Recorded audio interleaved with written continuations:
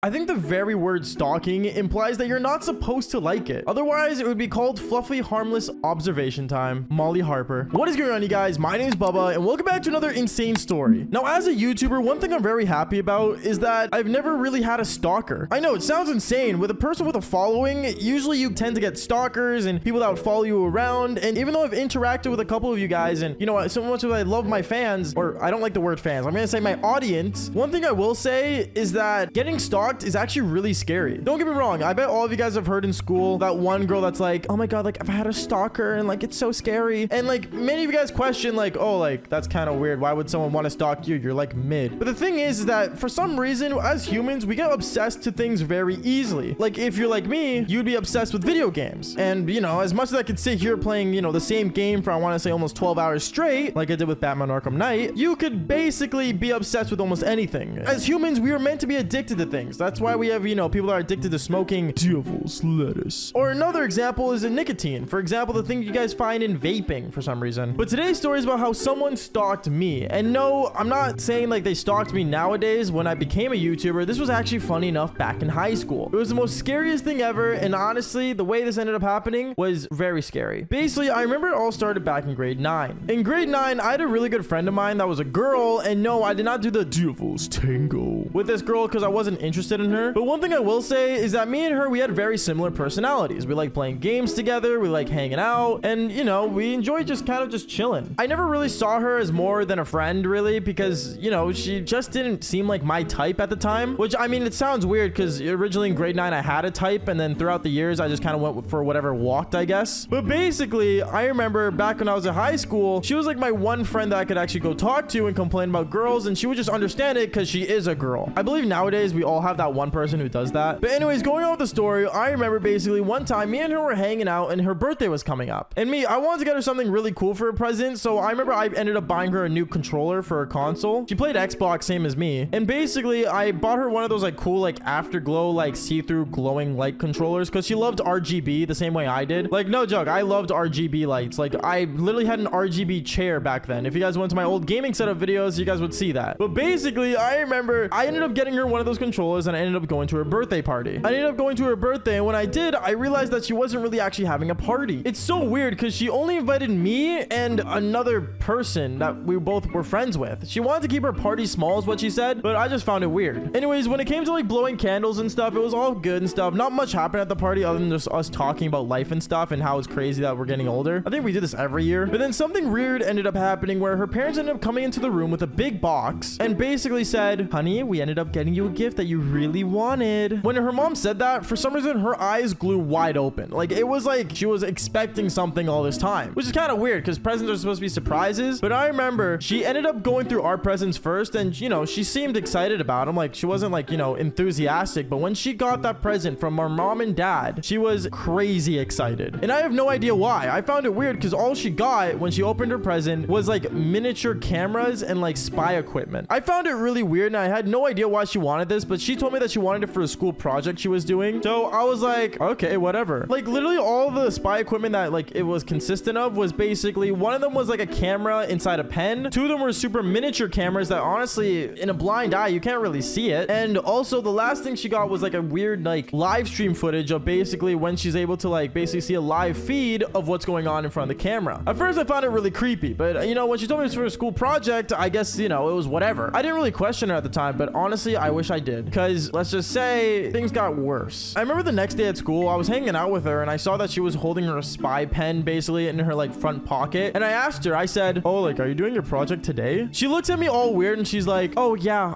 yeah, you know, just having it. Anyways, I was just wondering, what are you doing today? Nothing, just kind of staying home. Why? Oh, well, I got this new game that just came out. Do you want to play it at your place? I remember I looked at her kind of weird, but you know, it was like nothing out of the ordinary. Playing video games at my place was very common because I had a really cool setup at the time. So I remember I ended up saying, oh yeah, sure, I'm down, you can come over. And that's what she did. That same day, she ended up coming over to my house. And when she did, I remember she was basically like hanging out with me until this really awkward moment. I remember this awkward moment happened when I ended up coming back from the bathroom because I really had to take a waz. And basically when I came back into my room, I saw that she was like kind of like in the corner of my room for some reason and not in front of the TV where the gaming setup was. I remember I looked at her and said, what are you doing? And she said, oh, like I got pretty dizzy. I just didn't want to stare at the TV for too long. What is what I said? Because it was nothing out of the ordinary. We would always stare in front of our TVs for hours. Like, for God's sakes, we played video games together. Something was off, but honestly, me being a dumb kid in grade 9, I didn't question it. I remember afterwards, she ended up going home. And when she went home, I basically kind of just looked around my room, and for some reason, something fell off. I don't know what it was. Maybe she forgot something. Maybe she, you know, did something to my room. I have no idea. And I know what you guys are thinking, oh, I know what happens. But the way I found out about this was the most scariest thing ever. I remember that same day when she went home in the afternoon, I basically ended up, you know, hopping on my Xbox and playing with the other boys. And then one thing led to another. I ended up getting a phone call. She calls me and says, hey, like, I was just wondering, can I play games with you? What? I found it weird how she already knew I was basically hopping on a game, but, you know, since Xbox Live has, like, you know, live profiles where you can see, like, who's playing what, it kind of made sense, I guess. So I told her, oh, sorry, the party's full. And then she said, oh, okay, all good. And ended up basically hanging up on me. Anyways, I remember there was another moment in the night where basically at nighttime, I was laying down in my bed and, okay, so this is gonna sound weird, but I was a teenager, okay? I have every right to do this. I was ready to, you know, do the devil's beating to my own meat. And,